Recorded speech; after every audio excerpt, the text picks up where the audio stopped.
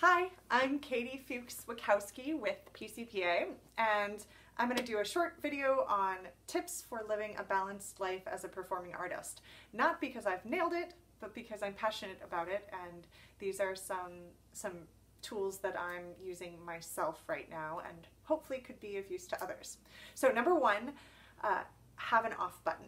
So give yourself permission to not work on theater or not work on work. We've got this idea that if you're not doing theater for all of your jobs, you're a failure, and that's not so. You have to live a life to be able to understand how to represent life. And number two, we've got a big social association between like being busy all the time and having worth or value, and that's not true either. Life is just as much about being as it is about like doing and working. So have an off button. Number two, know or figure out how to keep your gas tank full. In other words, have a hobby or 20. Theater is a very passionate job or profession, and anything passionate is fiery, and fire requires fuel. So know how to fuel your body, your mind, and your soul. Also be aware that what you do to fuel your gas tank may change from show to show based on what that show asks of you.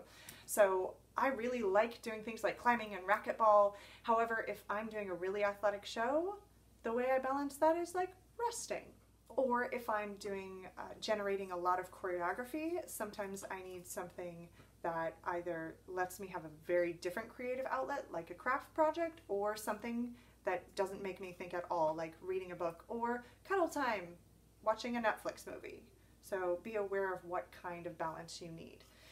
Tip number three is about how we find the time for this. And first of all, it happens with identifying black holes of time. So in other words, something that you're doing with your free time that isn't actually fulfilling, like hopping on the internet to do something for work or something small for fun, but then an hour has gone by and you realize you weren't consciously choosing to be there. You just got swept up in social media or YouTube videos. So identifying where your black holes are and then starting to pull time from that. If you can find 20 minutes, and everyone can, then you can start inserting 5 minutes of breathing or 10 minutes of guitar or 15 minutes of a novel instead of a play.